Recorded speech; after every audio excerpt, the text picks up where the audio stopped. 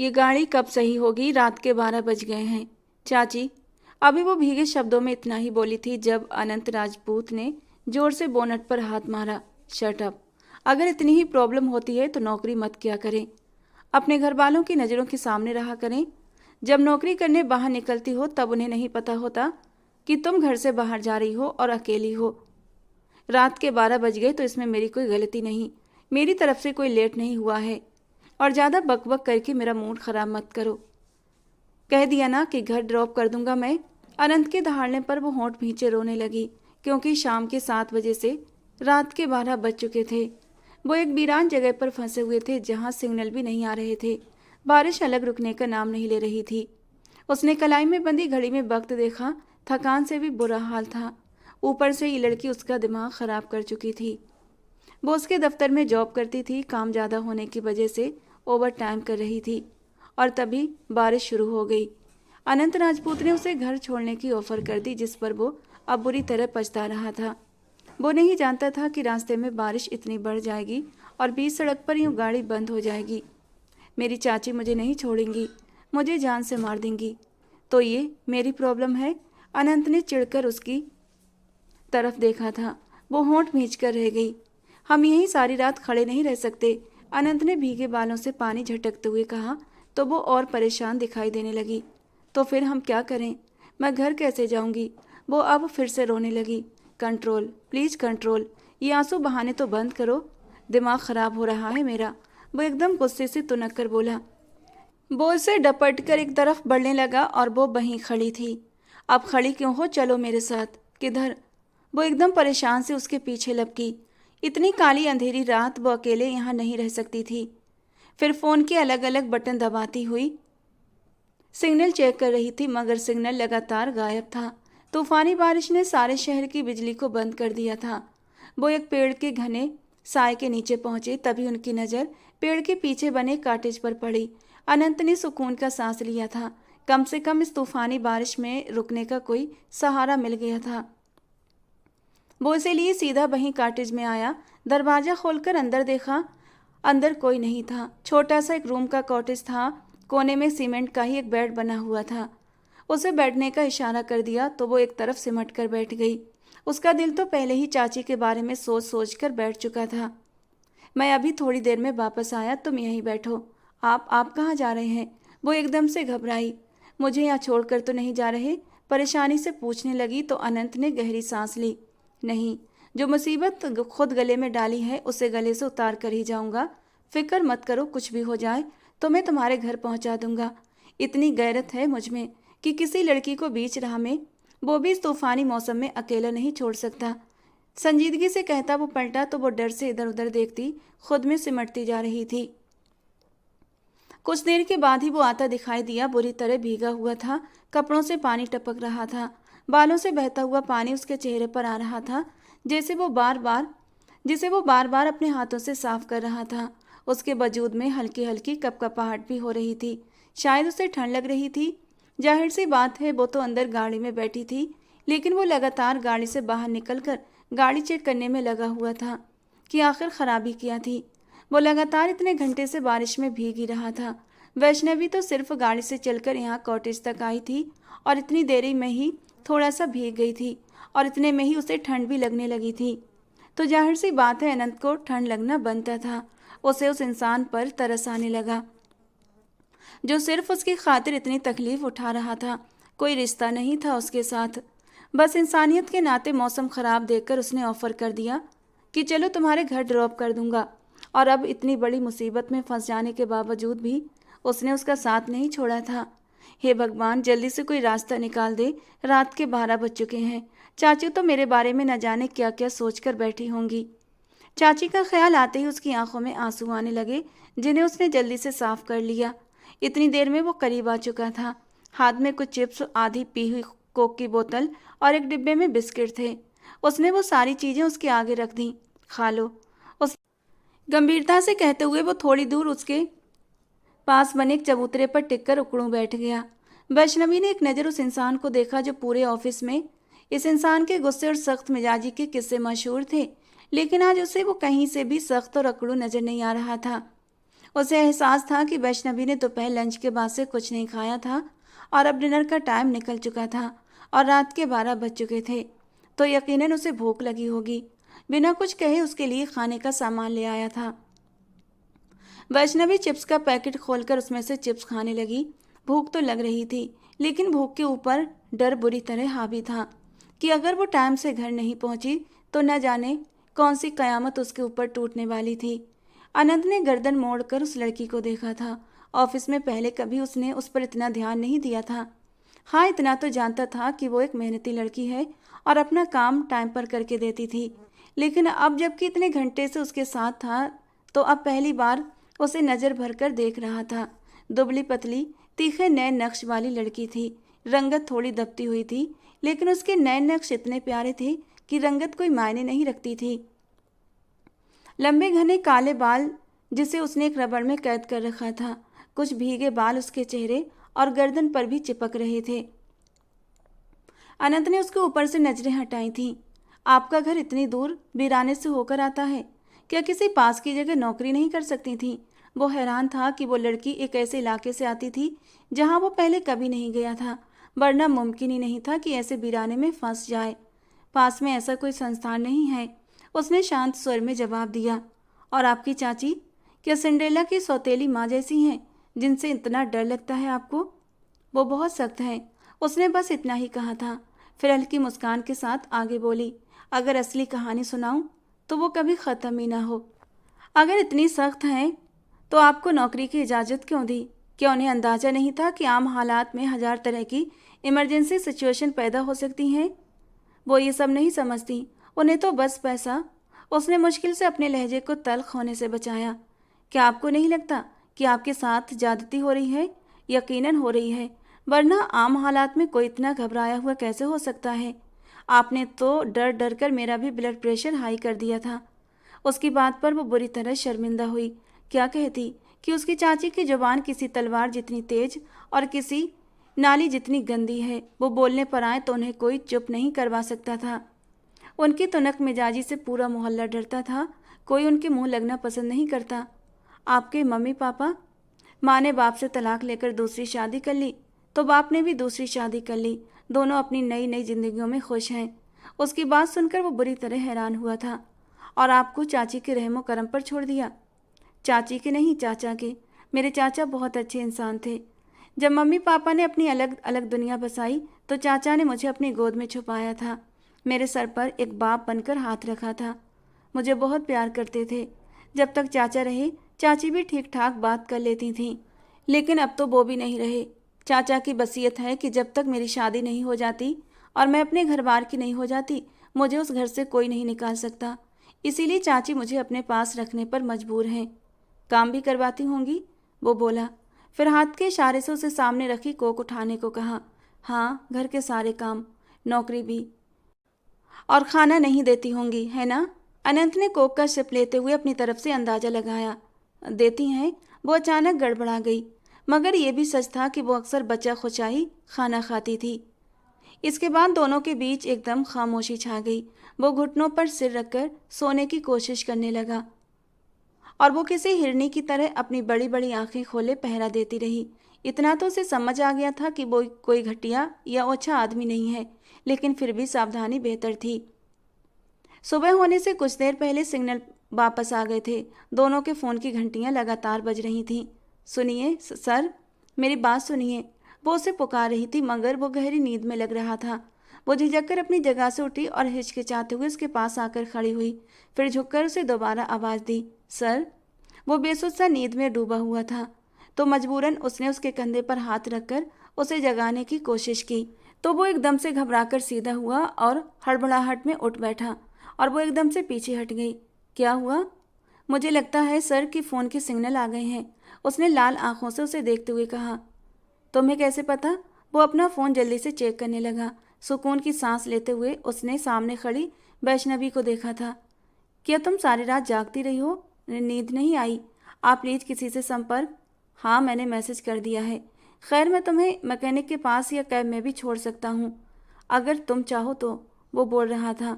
और उसने हामी में सर हिलाया तो वो ऑनलाइन कैब बुक करने लगा। वैष्णवी के चेहरे का रंग अब धीरे धीरे उड़ता जा रहा था। टेंशन फिर से हावी हो गई थी। अनंत राजपूत उसके हाव भाव गौर से देख रहा था। फिक्र मत करो, मैं तुम्हारी चाची से बात कर लूँगा, उन्हें समझा दूंगा कि कैसे हालात पैदा हो गए थे और वो तुम्हें कुछ नहीं कहेंगी। वैष्णवी ने गहरी सांस ली। वो जानती थी उसकी चाची उसे पूरे मोहल्ले में जरूर बदनाम कर देंगी। कुछ देर में ही गाड़ी आ गई थी। अनंत और वैष्णवी तुरंत गाड़ी में बैठे थे। वो पूरे रास्ते भगवान से प्रार्थना करती रही कि उसकी चाची का दिल नरम कर दे और वो उसे कुछ न कहें। घर के पास पहुंचते ही उसके हाथ पैर जोर जोर से कांपने लगे थे। प्लीज़ रिलैक्स, इतना क्यों डर रही हो? तुम्हारी चाची इंसान ही है ना? उसकी हालत देखकर अनंत राजपूत खुद उलझन में था। मगर सच तो ये था कि कुछ देर बाद जिस औरत से वो मिलने वाला था, वैसी औरत उसने आज से पहले कभी नहीं देखी थी।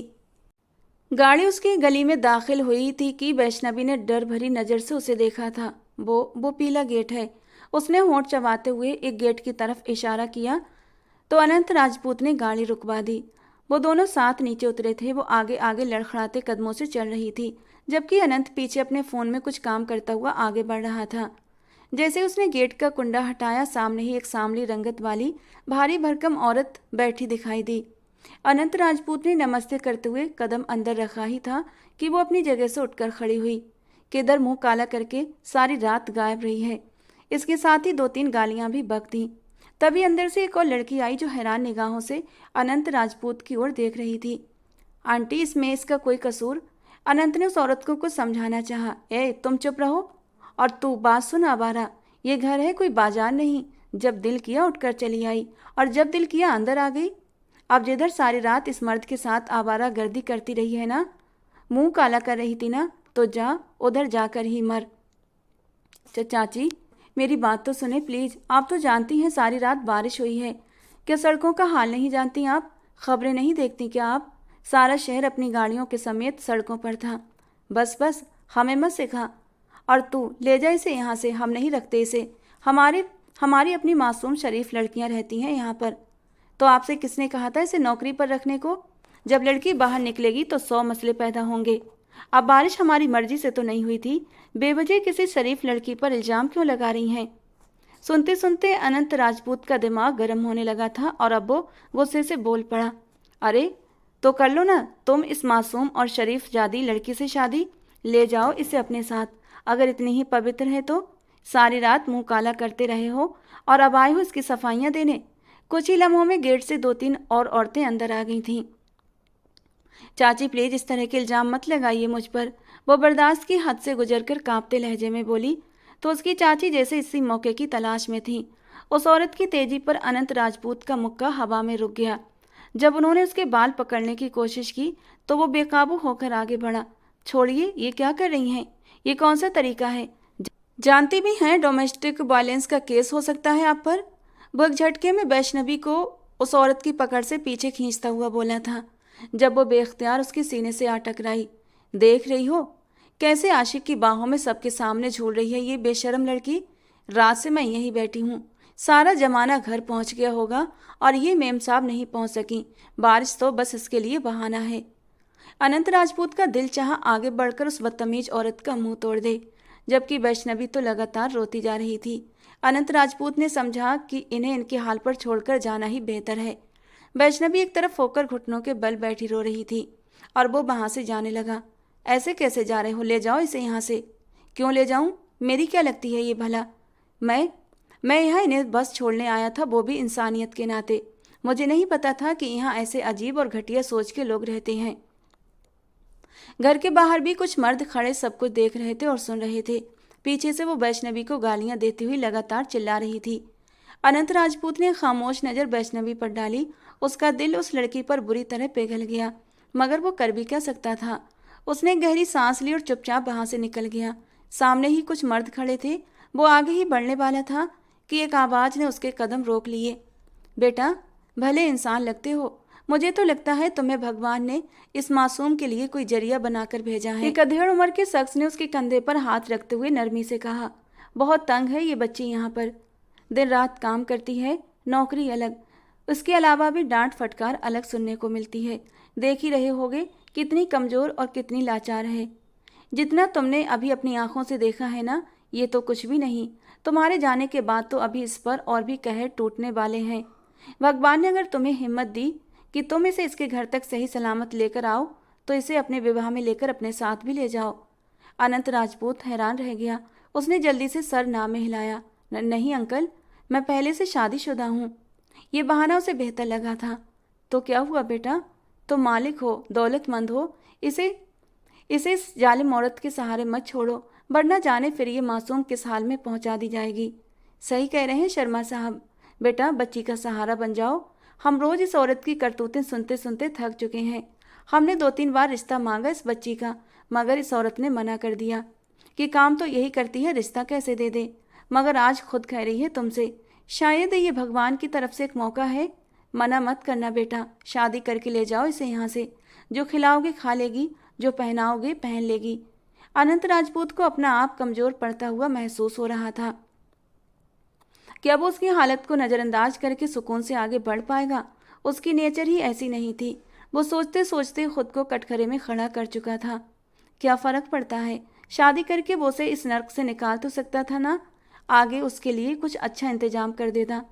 जरूरी तो नहीं था कि उसे परमानेंट अपनी पत्नी बनाकर रखता। यही सोचते हुए उसने शादी के लिए अपना मन बना लिया। कुछ ही देर में वो उसी कपड़ों में उसी मोहल्ले के एक छोटे से मंदिर में मौजूद था। चाची अब कुछ नहीं कह रही थी, लेकिन चेहरे पर गुस्से की लकीरें साफ झलक रही थीं। आंखें लाल अंगारे की तरह सुलग रही थीं, जबकि उनकी बेटी नीता बेचैन और नाखुश सी दिखाई दे रही थी। कभी अपनी माँ को देखती तो कभी अनंत राजपूत को। आप करते क्या हैं, कौन है और कहाँ रहते हैं? नीता ने आखिर अपने दिल के सवाल जबान पर ले ही आई थी। दिखने में तो वो वाकई बहुत हैंडसम था। सब उसकी मौजूदगी ही एक सन्नाटा पैदा कर रही थी। अनंत राजपूत नाम है मेरा, राजपूत इंडस्ट्रीज का चेयरमैन हूँ। एक पल के लिए नीता का मुंह हैरत से खुला का खुला रह गया। उसने झट से खुद को संभाला और माँ की तरफ एक कड़वी नज़र डाली। उसकी माँ भी अब अपने हाव भाव छिपाने की कोशिश कर रही थी। वो तो समझी थी कि कोई राहगीर है, लेकिन ये तो अनंत राजपूत निकला। शादी शुरू करो जल्दी, मुझे जाना है, उसने सामने बैठे पंडित जी से कहा। तो उन्होंने सिर हिलाकर विवाह के मंत्र पढ़ना शुरू कर दिए। वैष्णवी एक पत्थर की मूर्त की तरह बैठी थी। नजरें फर्श पर टिकी थीं और गाल पर आंसुओं की परत जमकर सूख चुकी थी। मोहल्ले की कुछ औरतें वहां मौजूद थीं। अनंत राजपूत का नाम सुनते ही चाची के चेहरे के तेवर बदल गए थे। जो कल तक उसे गालियां दे रही थीं, अब वही मुस्कुराकर आसन बदल बदल कर बैठ रही थीं। अगर पहले ही पता होता कि वो इस मनहूस लड़की का बॉस है तो वो कभी ऐसी हरकत न करती। उन्होंने तो उल्टा उसे सोने की थाली परोस दी थी। थोड़ी ही देर में विवाह संपन्न हुआ था। Let's go. अनंत राजपूत तुरंत उठकर खड़ा हुआ था। बैठ जाओ बेटा, कुछ खा पी कर जाना, चाची ने जल्दी से चेहरे पर ढेर सारा प्यार सजाते हुए कहा और नीता को इशारा किया। नीता नाखुश सी मुंह बनाकर अंदर चली गई। नहीं, जरूरत नहीं किसी चीज की। सामने रखा वैष्णवी का बैग उठाकर वो बाहर निकलने लगा।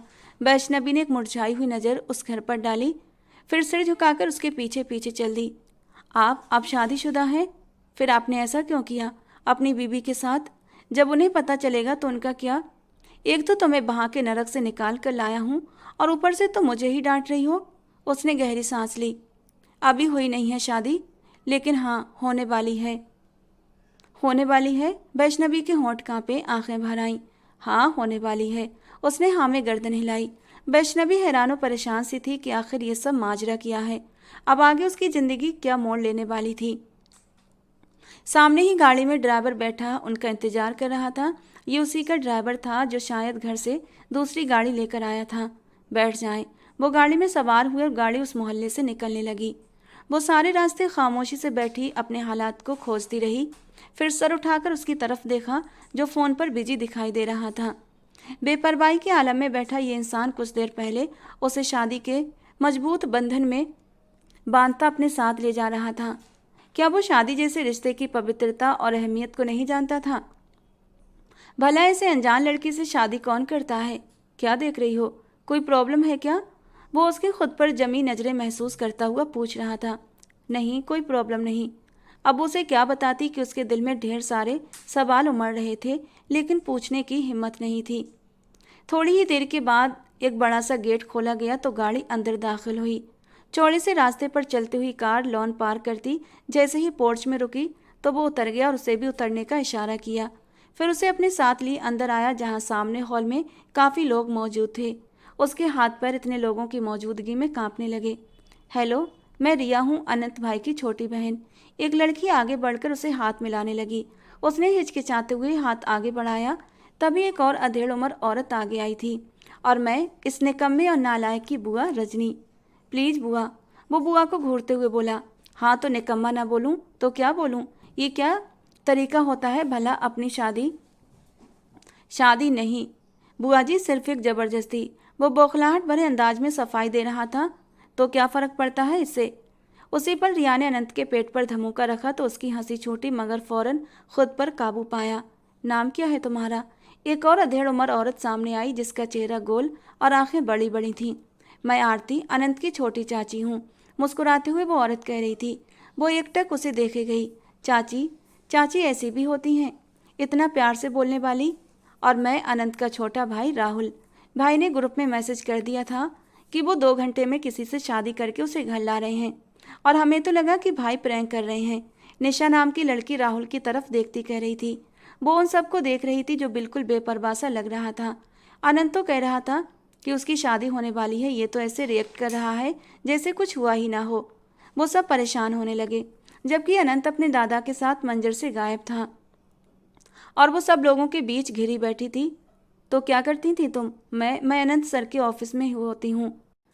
तो फिर मुंजा को तो जानती होगी ना तुम, अनंत की मंगेतर? निशा ने राजदारी से कहा तो बुआ जी थोड़ा करीब आई। एकदम वैष्णवी के दिमाग में धमाका सा हुआ। वो लड़की मुंजा, एकदम स्टाइलिश और मॉडर्न लड़की, जो ऑफिस की एचआर मैनेजर थी, कितनी सख्त और गुस्से वाली है। वो मेरा क्या हाल करेगी? मुझे तो लगता है तुम्हें भगवान ने हमारी ज़िंदगी में खुशियों का रास्ता बनाकर भेज दिया। जानती भी हो, वो मुंजा भाई के पैसे पर मरती है, और भाई उस पर। निशा ने मुंह बनाकर कहा। अच्छा, वो सिर्फ इतना ही कह सकी। जब वो किसी और को पसंद करता था तो उससे शादी क्यों की? सवाल फिर उसके दिमाग में गूंजने लगे। बात सुनो, कुछ खाओगी? भूख लगी है क्या? निशा ने उसे कोहनी मारते हुए अपने साथ खड़ा किया। बुआ जी भी उसके साथ चली आईं। वो उसे लिए एक कमरे में चले आए। कुछ खा लो, फिर रेस्ट कर लेना, निशा बोली तो वो हाँ में गर्दन हिलाने लगी। अब जो हुआ जैसे भी हुआ, लेकिन कुछ अच्छा ही हुआ होगा, जो अभी तक हम नहीं जानते। लेकिन तुम एक बहुत अच्छी लड़की लग रही हो, इसलिए तुमसे ऐसी बातें कर रहे हैं, बुरा मत मानना। उसका कंधा थपथपाकर वो वहां से चली गई। कुछ देर के बाद नौकरानी खाना ले आई, जिसे देखकर उसकी भूख चमक उठी थी। उसने कल से ढंग से एक निवाला भी गले के नीचे नहीं उतारा था। मैं तुम्हारी नियत को जानता हूँ अनंत राजपूत, लेकिन तुमने उस मासूम को बचाने के लिए जो ये जल्दबाजी में फैसला लिया है ना, क्या तुम्हें नहीं लगता, क्या तुम इंसाफ कर पाओगे? और मैं तुम्हें ये इजाज़त बिल्कुल नहीं दूंगा कि तुम फिर मुंजा के दबाव में आकर उसे छोड़ने की कोशिश करो। वो गंभीर स्वर में बोले। शक्ल सूरत सादगी में भी प्यारी है, थोड़ी कमज़ोर है, लेकिन अच्छा खाएगी, अच्छा पहनेगी तो और निखर जाएगी। विवाह मजबूरी में ही हुआ हो, मगर अब निभाना पड़ेगा। दादाजी, मैंने ये सब नहीं सोचा था। ये शादी मैंने सिर्फ उस लड़की को बचाने की खातिर की है, जिंदगी भर साथ निभाने के लिए नहीं। मैं उसका कोई और इंतजाम कर दूंगा। मुंजा के साथ ज्यादती नहीं करूंगा। मैं तो बस उसे सहारा देना चाहता था, ताकि वो अपने पैरों पर खड़ी हो सके। नहीं अनंत, ऐसा सहारा किस काम का जो सारी जिंदगी के लिए निशान छोड़ जाए? अगर सहारा देना ही था तो विवाह क्यों किया? वो लड़की अभी छोटी है, ऐसे कैसे अपने पैरों पर खड़ी होगी? तुम कहो तो मैं खुद बात करता हूँ मुंजा और उसके घर वालों से। दादाजी की बात पर वो एकदम से परेशान दिखाई दिया। तुम हमेशा यही करते हो अनंत, जल्दबाजी, भावनात्मक फैसले, और बाद में फिर सिर पकड़कर बैठ जाते हो। लेकिन ये उस लड़की के साथ नाइंसाफ़ी होगी, वो ठंडे लहजे में बोले। अनंत को अपना आप किसी शिकंजे में फंसता शिकार जैसा महसूस हुआ, और तभी उसका फ़ोन बज उठा। उसने स्क्रीन पर देखा तो उसके चेहरे के भाव बदल गए। मैं आपसे बाद में बात करता हूँ दादाजी। वो उठकर बाहर निकलने लगा। हाँ मुंजा बोलो, वो कहते हुए कमरे से बाहर आया था। कैसी हो? बिल्कुल ठीक, तुम कैसे हो? ठीक हूँ। अजय से मुलाकात हुई थी मेरी। वो जैन की कस्टडी मुझे देना नहीं चाहता। उसे शक हो गया है कि मैं और तुम शादी करने वाले हैं। इसीलिए मैं चाहती हूँ कि हम ये शादी तब तक टाल दें जब तक जैन की कस्टडी पूरी तरह मेरे हाथ में ना आ जाए। समझ रहे हो ना? बिल्कुल समझ रहा हूँ, लेकिन कब तक शादी को रोक सकते हैं हम? और मैंने तुमसे कहा था कि मेरी गैर मौजूदगी में तुम अजय से नहीं मिलोगी। उसका लहजा नाराज हुआ था। कम ऑन, तुम्हारा फ़ोन बंद था यार। वो रात को घर आया था। क्या घर आया था? तुम्हारे अपार्टमेंट में? उसका माथा ठनका। हाँ, कह रहा था कि कानूनी तौर पर वो अपार्टमेंट उसका है, तो यकीनन तुम्हारे करीब आया होगा ना। पूरी रात रुका था क्या? अनंत के रग रग में बिजली सी दौड़ने लगी थी। कम ऑन अनंत, तुम पागल हो गए हो। नफरत करती हूँ मैं अजय से। ऐसे कैसे मैं उसे अपने करीब आने देती? तो तुम छोड़ क्यों नहीं देती वो घर? मैंने तुम्हें पहले ही कहा था कि या तो घर वालों के साथ रहो या मेरे वाले फ्लैट में शिफ्ट हो जाओ। उसका लहजा सख्त हो गया था। घर वालों के साथ नहीं रह सकती, जैन की मेंटल हेल्थ का मामला है। खैर, जैसे मेरी बात हो गई है, अब वो मुझे तंग नहीं करेगा, क्योंकि मैंने उसे यकीन दिला दिया है कि मेरा तुमसे कोई रिश्ता नहीं। इस बात का मतलब क्या है? मैं कोई गुनाह नहीं कर रहा, और ना ही तुम शादी के दौरान मुझसे रिश्ते में थी। तलाक के बाद तुम किससे मिलती हो, किससे शादी करती हो, ये उसका मसला तो नहीं है ना। तुम ठीक कह रहे हो जान, मगर समझो ना, तुम ही तो हो जो मुझे बेहतर समझते हो। वो मेरे बच्चे का बाप है, और मुझे जैन के लिए कुछ कड़वे घूंट भरने पड़ेंगे, तो सावधानी बेहतर है यार। वो धीमे और समझाने वाले अंदाज में बोली। उसकी तनी हुई नसें ढीली पड़ने लगी थीं।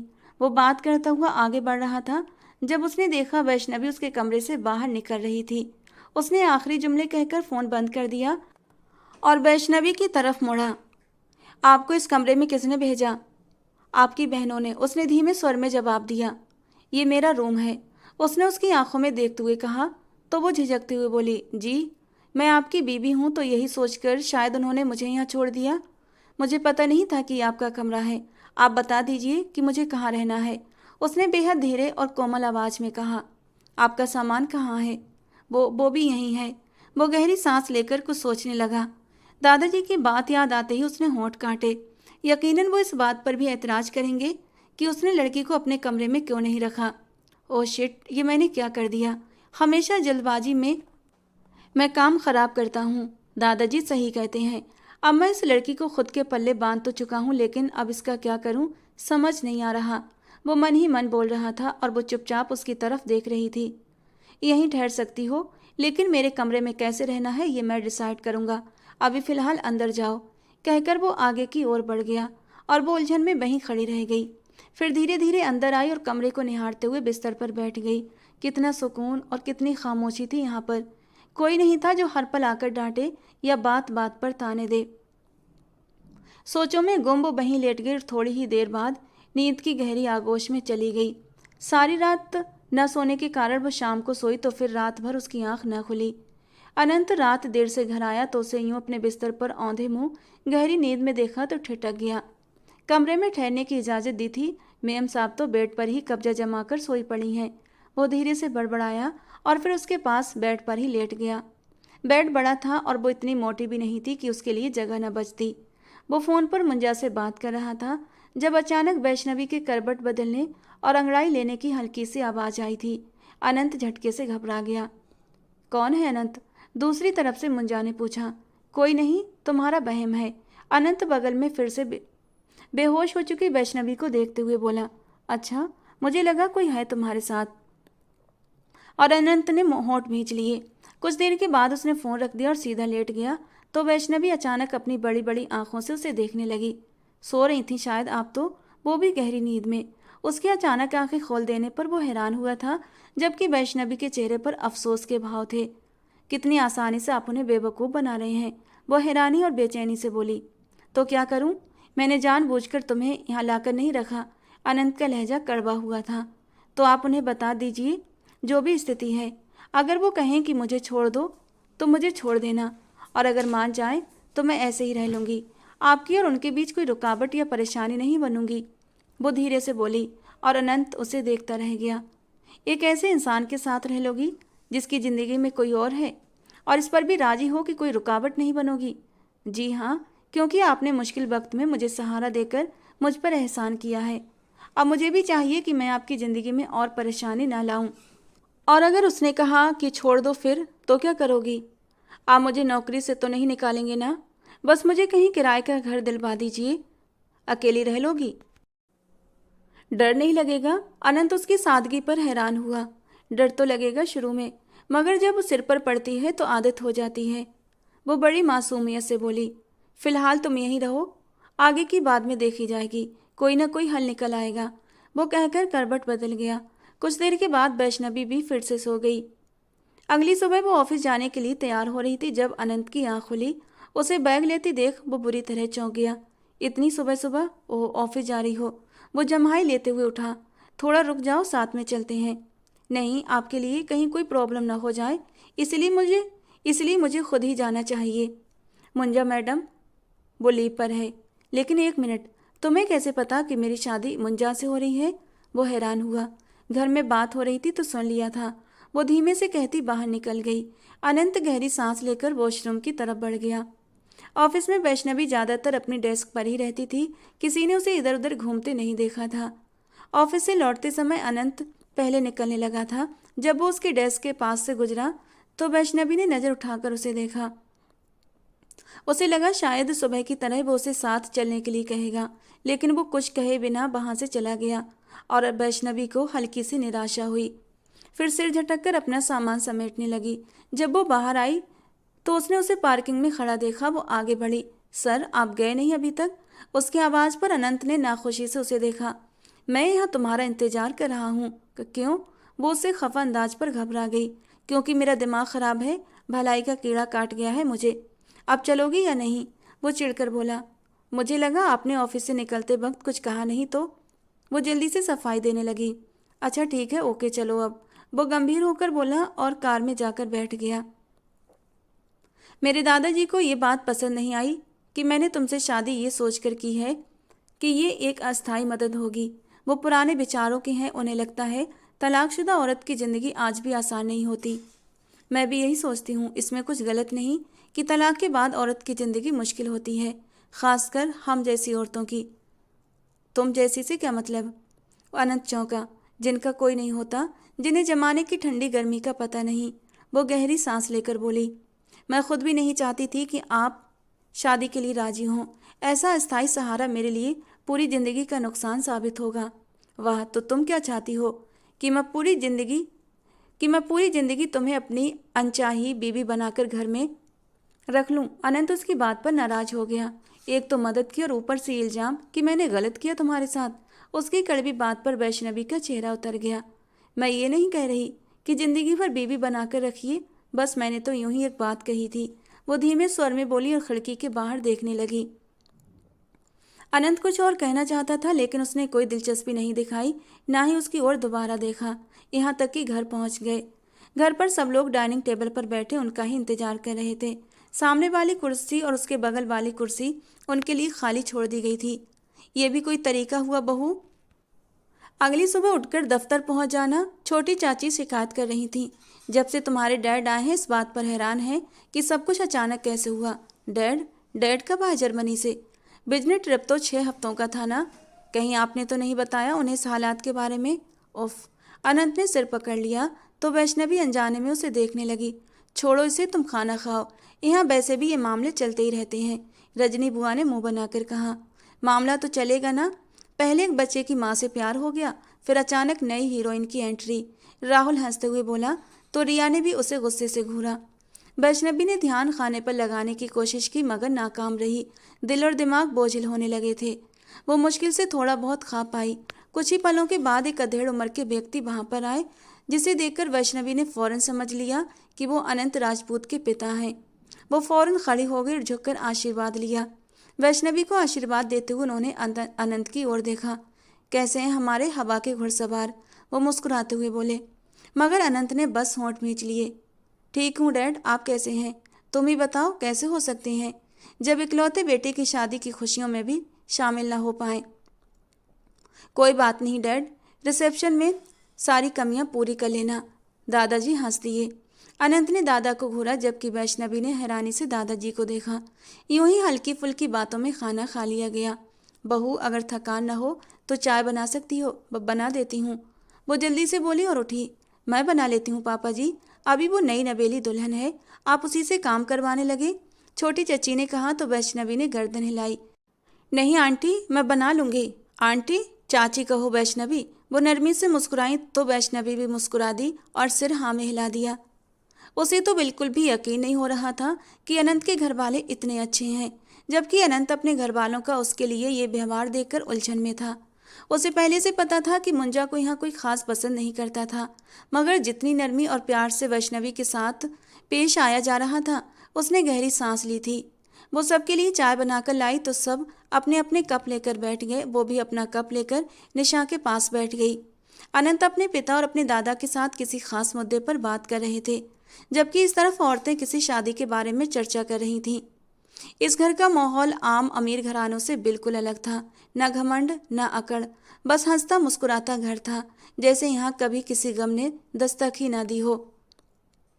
वैष्णवी को उन सब पर रश्क आया। तुम बताओ वैष्णवी, क्या पहनोगी? मैं? कहाँ के लिए? मतलब किसकी शादी? क्या मतलब किसकी शादी? तुम कब से यहाँ बैठी हो, पता नहीं चला कि क्या बातें हो रही हैं? रिया ने उसे डांटते हुए कहा। नहीं, मैं कुछ। अच्छा छोड़ो, मेरे मामा के बेटे की शादी है अगले से अगले हफ्ते। हम उसी की बात कर रहे हैं। वैसे सुना है अगले महीने अनंत भाई और तुम्हारा भी रिसेप्शन होगा, उसने धीरे से कहा। तो वैष्णवी जैसे करंट खाकर सीधी हो गई। क्या? वो हैरान हुई। ये बात किसी को पता नहीं, मैंने तो यूं ही सुन ली थी। फिलहाल अनजान रहो इस बात से। अनंत भाई से भी जिक्र मत करना, क्योंकि उन्हें भी इस बारे में पता नहीं। और वो सिर्फ सिर हिलाकर रह गई। फिर मुंजा का क्या? सोचते हुए उसने अपने हाथों को देखा। अगले कुछ दिनों में वो इस घर और यहाँ के लोगों की इतनी आदी हो गई थी जैसे बरसों से यहीं रह रही हो। सब लोग शॉपिंग पर गए तो उसे भी साथ ले गए। खूब खरीदारी करी, हंसी मजाक, खूब अच्छा अच्छा खाना खाया। जिंदगी का असली मजा उसने पहली बार महसूस किया था। जिंदगी में पहली बार उसकी दो दोस्त भी बनी थी, रिया और निशा। राहुल किसी भाई की तरह उसके लिए मेहरबान था। हाँ, अनंत से उसका रिश्ता दोस्ती जैसा भी नहीं था, बस जैसे कोई रूममेट हो। उस दिन वो अनंत की कजन की मेहंदी के लिए तैयार हो रही थी। तुम सारे फंक्शन अटेंड करोगी? अनंत ने पूछा तो वो उसकी ओर पलटी। नहीं, बस आज जा रही हूँ, कल नहीं जाऊंगी। रिया नहीं मान रही, इसलिए जा रही हूँ, उसने सफाई दी। तो वो कुछ नहीं बोला।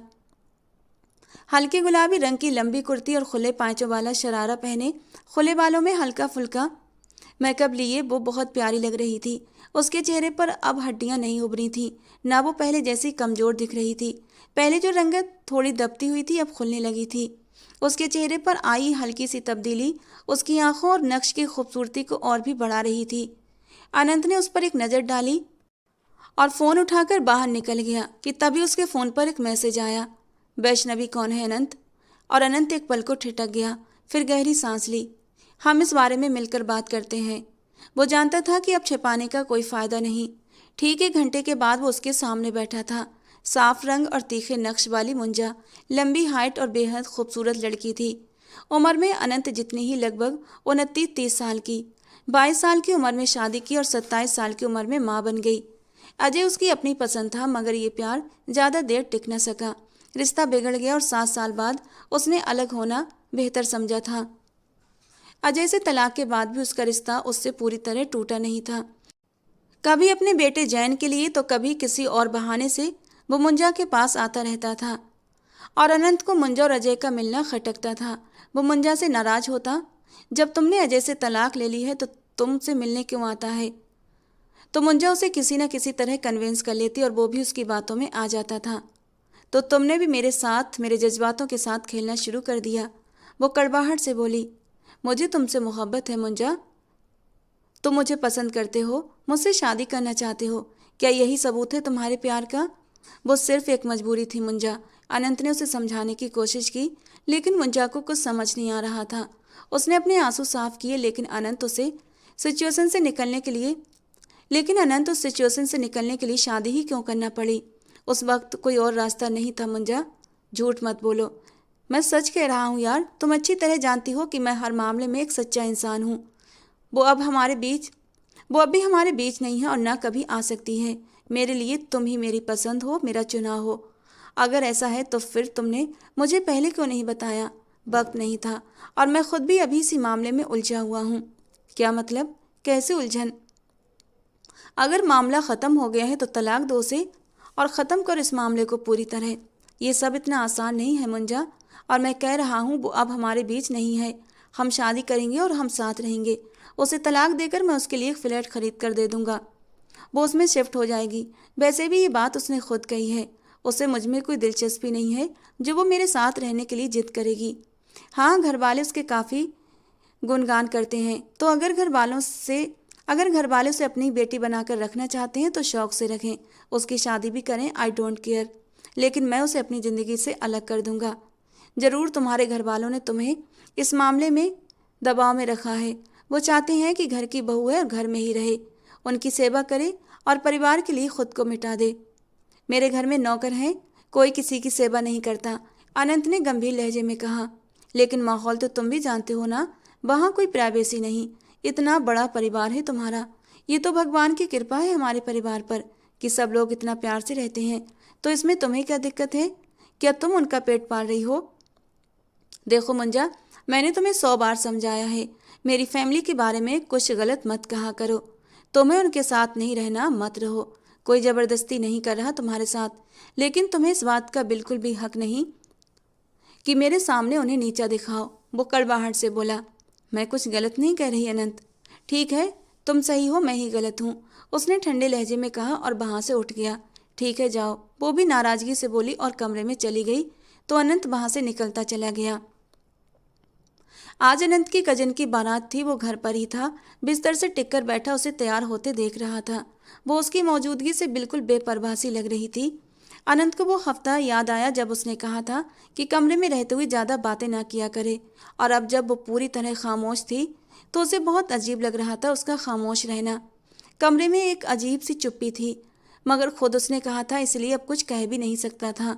काले रंग की साड़ी पहने वो बालों में ब्रश कर रही थी, फिर धीरे से ब्रश रख दिया ताकि कोई आवाज़ पैदा ना हो। अनंत उसकी हर हरकत गौर से देख रहा था। अब वो मेकअप करने लगी, ध्यान से, बेहद सलीके से। अनंत की नज़रें खुद पर महसूस करते हुए उसके हाथ कांपे थे। बड़ी मुश्किल से खुद को संभालते हुए उसने अपना पर्स उठाया, मगर नज़रें अनंत से टकरा गईं तो दिल एकदम से बेकरार हो गया। अनंत उसकी सजी सबरी शक्ल देखता रह गया। लाल गहरी लिपस्टिक उसके चेहरे पर और भी निखर रही थी। वो बाल संवारती बाहर निकल आई। हाय भाभी, कितनी हसीन लग रही हो, भाई ने तारीफ की क्या? रिया ने उसे छेड़ा तो उसने बस घूर कर उसे देखा। क्यों नहीं करेंगे तुम्हारी तारीफ, हक की बीबी हो, ऊपर से इतनी प्यारी, मासूम और अच्छी। वो उसका गाल खींचते हुए बोली। सिर्फ तुम्हारे कहने के अनुसार।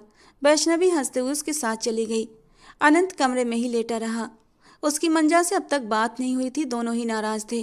वो यूं ही फ़ोन देख रहा था कि एक वीडियो आई उसके नंबर पर। नंबर अनजान था। उसने वीडियो खोली तो चेहरा सफ़ेद पड़ गया और अगले ही पल गुस्से से लाल हो गया। आंखों में खून उतर आया, क्योंकि वीडियो में कोई और नहीं, मुंजा थी, और वो भी अजय के साथ, बेहद नज़दीकी पलों में, पूरे होशो हवास में, उसकी बाहों में मदहोश हो रही थी। अजय उसको अपने होठों से छू रहा था तो वो अजय को अपने होठों से छू रही थी। वो हर पल, हर एंगल ध्यान से देख रहा था, असलियत की पुष्टि कर रहा था, और अंदर ही अंदर उसका खून खौल रहा था। जिस नंबर से वीडियो आई थी उसी पर अनंत ने तुरंत कॉल बैक की। कौन हो तुम? कॉल पिक होते ही अनंत दहाड़ा। अजय बोल रहा हूँ, यकीनन वीडियो तुम्हें मिल गई है। दोस्त, मैं बस इतना बताना चाहता हूँ कि वो अब भी मुझसे प्यार करती है। तुम सिर्फ एक विकल्प हो उसके लिए। जब भी मैं बुलाऊंगा वो फिर से मेरी बाहों में आने को तैयार होगी, बल्कि हो जाती है। वीडियो नहीं देखी? उस रात जब मैं मिलने आया तो मेरे जरा से छुअन पर पिघलती हुई मेरी बाहों में आ गई थी। मकसद क्या है तुम्हारा? दूर रहो उससे। अनंत गुस्से से चिल्लाया। गुस्से के मारे उसका दिमाग जल रहा था। पता नहीं उसे गुस्सा किस बात पर आ रहा था, कि वो अजय के साथ अभी भी रिलेशन में थी, या इस बात पर कि वो मुंजा जैसी औरत के इश्क में कैसे गिरफ्तार हो गया था। अजय ठंडे लहजे में बोला, वो मेरे बेटे की माँ है और मैं नहीं चाहता कि मेरा बेटा इस उम्र में सौतेले बाप के साए में पले। इंतजार कर सकते हो, अगर तुम्हें उसके किरदार से दिक्कत नहीं तो इंतजार करो। मेरी दूसरी बीबी जैन से मोहब्बत नहीं कर पाएगी, लेकिन मैं अपनी बीबी से प्यार करता हूँ। मगर मैं नहीं चाहता कि फ़िलहाल मुंजा तुमसे शादी करे, और अब तक इस शादी को रोक कर रखने वाला मैं ही हूँ। और उसे लगता है कि मैं शादी इसलिए रोक रहा हूँ क्योंकि मुझे अब भी उसमें दिलचस्पी है। उसने तो मुझे ये तक कह दिया है कि अगर मैं चाहूँ तो वो तुमसे शादी के बाद तलाक लेकर फिर से मेरे पास लौट सकती है। अच्छा, और मैं तुम्हारी बातों पर क्यों विश्वास करूं? अजय, ये तुम्हारा मसला है, करो या मत करो, मगर मेरा कहा हर शब्द सच है, और ये वीडियो भी एक सच्चाई है। चाहे तो चेक कर लो। ना वो नशे में थी, ना ब्लैकमेलिंग का मामला था, बस कुछ मीठी बातों का नतीजा है ये वीडियो। मैं उसकी पहली मोहब्बत हूँ और वो अब तक मुझसे आगे नहीं बढ़ पाई। फ़ोन कर चुका था और अनंत का सिर फटने लगा। हर बात उसके दिमाग में घूम रही थी, उसे तकलीफ दे रही थी। वो अपने और मुंजा के रिश्ते के बारे में सोचने लगा। मुंजा से पहली नज़र की मोहब्बत हुई थी उसे, और उस वक्त तो अनंत को बिल्कुल भी नहीं पता था कि मुंजा शादीशुदा है, और ना ही मुंजा ने उसे अपने बारे में कुछ बताया था। धीरे धीरे मुलाकातें बढ़ने लगीं और अनंत उसके प्यार में गिरफ्तार हो गया। और जब एक दिन अनंत ने उससे अपने प्यार का इजहार किया तो उस दिन मुंजा ने उसे बताया कि वो तलाकशुदा है और एक बेटे की माँ। ये सच्चाई सुनकर अनंत कुछ पल के लिए खामोश हो गया, लेकिन अब वो उसके प्यार में काफ़ी हद तक आगे निकल चुका था। मुंजा को छोड़ नहीं सकता था, और अब जबकि वो तलाक भी ले चुकी थी तो उसे अपनाने में उसे कोई दिक्कत नहीं थी। उसने उसके बेटे के साथ ही उसे अपनाने का फैसला कर लिया था, और ये फैसला मुंजा को सुना भी दिया था। मुंजा खुश हुई थी इस बात पर। उसमें बहुत सी कमियां थीं, गलतियां थीं, लेकिन उसे लगता था कि वो भी उसे उतना ही प्यार करती है जितना वो। उसने मुंजा को कॉल किया और अगले ही पल कॉल रिसीव भी हो गई। तुम आखिरी बार अजय से कब मिली थी मुंजा? उसने सीधे सवाल किया। अभी मुंजा कोई जवाब देती उसने अगला सवाल दाग दिया। और मिलने के दौरान क्या हुआ था? क्या मतलब क्या हुआ था? तुम मेरा मतलब अच्छे से समझ गई हो, मुझे जवाब चाहिए। उसका लहजा कड़क था। आवाज में गुस्सा भर गया। तुमने शादी कर ली ये जानने के बाद मैंने गुस्से में उसके जज्बातों को नहीं रोका अनंत। और तुम ये सवाल क्यों पूछ रहे हो? तुम खुद भी तो बीबी रखे बैठे हो। मैंने तुम्हारी वफा का ख्याल करते हुए अपनी बीबी जो पूरे हक से मेरे रिश्ते में है उसे छुआ तक नहीं, और तुम इस बदले के लिए अपने पुराने पति के साथ इस तरह के रिश्ते में चली गई, और वो भी पहली बार में ही। मैं कैसे मान लूँ? वो चीख उठा। मुझ पर मत चिल्लाओ, भाड़ में जाओ, अनंत ने भी गुस्से से कहा और फ़ोन दीवार पर दे मारा और बाहर निकल गया। रात 12 बजे के बाद जब वैष्णवी घर लौटी तो कमरे को खाली पाकर चैन से बिस्तर पर लेट गई। उसका इरादा था थोड़ी देर में उठकर कपड़े बदल लेगी, मेकअप साफ करेगी। उसने हाथों में पहने फूलों के कंगन भी नहीं उतारे थे। कमरा उसकी खुशबू से महक रहा था। रात के न जाने किस पहर अनंत घर लौटा था। उसके कदम लड़खड़ा रहे थे। कमरे में दाखिल होते ही उसकी सांसें भारी हो गईं। वो बिस्तर पर आ गिरा। पास में सोई वैष्णवी के जिस्म से आती भीनी महक और चमेली की खुशबू उसके होश छीन रही थी। वो खुद को रोकने की हर मुमकिन कोशिश करता रहा, जैसे उसकी मौजूदगी से बेखबर हो, मगर अगले ही पल वैष्णवी करवट बदलकर उसके और करीब आ गई और वो कमज़ोर पड़ गया। उसने आंखें खोली। नरम रोशनी में उसका चेहरा, ढलकी साड़ी के पल्लू से झांकता उसका नाजुक जिस्म। उसकी नज़रें टिक न सकीं। उसने बड़ी नरमी से उस नाजुक से वजूद को अपनी आगोश में खींच लिया। उसकी तेज सांसों की तपिश से वो कसमसाई थी, मगर अनंत की बढ़ती हुई नज़दीकियाँ उसे बहुत ज़्यादा देर नींद में न रहने दे सकीं। वो बुरी तरह चौंक कर आंखें खोल गई। समझ में न आने वाले अंदाज में उसे देखने लगी। क्या कर रहे हैं आप अनंत? वो उसके होंठ अपनी गर्दन से हटाती हुई बुरी तरह घबराई थी। अनंत ठहर कर लाल आंखों से उसे देखने लगा। क्या हुआ? क्या कर रहा हूँ पता नहीं। पति अपनी पत्नी के साथ क्या करता है ये तो पता होगा ना तुम्हें। लहजा नरम था मगर उसमें गर्मी थी। वो कोई आपत्ति है तो मैं चला जाता हूँ। उसकी खुमार भरी निगाहें वैष्णवी के जिस्म से हटने में उसे बहुत मुश्किल पैदा कर रही थीं। आप इस वक्त नशे में हैं? उसने धीमे से पूछा। कह सकती हो। अगर नशा उतरने के बाद आप मेरे अस्तित्व को झुठला दें और इन लम्हों की सच्चाई से इनकार कर दें तो? वो कांपते होठों से कह रही थी। नहीं करूँगा, क्योंकि इतना भी नशे में नहीं हूँ। अच्छे से पता है कि मैं क्या कर रहा हूँ। जवाब देते हुए उसने वैष्णवी को अपनी बाहों के घेरे में कैद कर लिया और उसके नरम होठों पर झुक गया। साड़ी का पल्लू हटाते हुए गोल्डन ब्लाउज में कैद उसकी धड़कनों को अपने हाथों से छूने लगा। बेकाबू होते उसके ब्लाउज की डोरियां खोल दी। शायद मुंजा की बेवफाई का गुस्सा उसके दिमाग पर सवार था। जब वो उसके साथ बेवफाई कर रही थी तो वो अपनी जायज पत्नी से दूर क्यों रहता, जबकि वैष्णवी की तो कोई गलती भी नहीं थी। वो बड़ी शिद्दत से उसकी नरम धड़कनों को पीने लगा, और जब अनंत ने उसकी धड़कनों की टिप पर लब बाइट किया तो वैष्णवी सिसक उठी थी। वो और भी मदहोश हुआ था और उसके पूरे वजूद पर छाता चला गया। वैष्णवी बिना किसी विरोध के अपना वजूद उसके हवाले कर चुकी थी। आपने ऐसा क्यों किया? सुबह के पहले सवाल पर अनंत ने नींद भरी आंखों से उसे देखा। गहरी सांस भरते हुए उसने एक नरम नज़र उस पर डाली थी। बीबी हो मेरी, मेरा हक है तुम पर, और बिना तुम्हारी मर्जी के नहीं किया था। तुमसे पूछा था, तुमने इजाज़त भी दी थी। वो खींचकर उसे अपने और करीब कर गया था और उसकी गर्दन में चेहरा छुपाकर उसकी खुशबू को महसूस करने लगा। बिस्तर पर उसके गजरे के फूल मुरझाए पड़े थे और गजरे के फूलों की खुशबू कमरे में फैली हुई थी। वैष्णवी के वजूद से भी हल्की भीनी खुशबू अभी भी महसूस हो रही थी और वो दोबारा से बहकने लगा। उसे हैरत हो रही थी। जब वो वैष्णवी के करीब गया, एक बार भी उसके मन में मुंजा का ख्याल नहीं आया था और न अब उसे मुंजा की परवाह थी। शायद वो जायज रिश्ते का असर था, क्योंकि जायज और पवित्र रिश्ते में मोहब्बत खुद ब खुद घुलने लगती है और ये मोहब्बत अनंत के दिल में भी घुलने लगी थी और वैष्णवी के लिए पलने लगी थी। गर्दन से होता हुआ उसके नरम गालों को अपने होठों से छूने लगा था। एक हाथ उसकी धड़कन पर था। छोड़िए अनंत, क्या कर रहे हैं? फिर से वही सुकून चाहता हूँ जो रात को महसूस किया था। मुझे तो पता ही नहीं था तुम्हारी संगत में इतना सुकून है, वरना इतने दिन कभी भी बर्बाद न करता। उसकी शर्ट के बटन खोलता हुआ उसकी धड़कनों में अपना चेहरा छुपा गया। उसका अंग अंग मचलने लगा था वैष्णवी के नाजुक वजूद में समाने के लिए, और अगले ही पल वो खुद के और वैष्णवी के ऊपर चादर खींचते हुए फिर से उसके ऊपर हावी हुआ था, जबकि वैष्णवी की नाक को उसने किसी खातिर में नहीं लाया था। कुछ ही देर में वैष्णवी भी उसकी बेशरम शरारतों पर पिघलने लगी थी और कुछ ही देर बाद वो गहरी सांस लेते हुए उसके सीने पर सर रखे निढाल सी लेटी हुई थी। अनंत, आपने मेरे साथ रिश्ता तो बना लिया, लेकिन मुंजा, उसे भूल जाओ। गंभीरता से कहते हुए उसने एक चुप नज़र उसकी ओर डाली और उसके कान में सरगोशी करते हुए बोला, खूबसूरत हो तुम बहुत। थैंक्स। थैंक्स किस बात का? वो हैरानी से बोली। मुझे ठुकराए बिना मेरे कमज़ोर पलों में मुझे संभालने के लिए और मेरे दिल को इस कदर सुकून देने के लिए। जानती हो, कल रात से मैं किस कदर बेसुकून था, लेकिन तुम्हारी संगत में आकर दिल में एक ऐसा सुकून उतरा है कि अब इस सुकून से कोई फरार नहीं चाहता।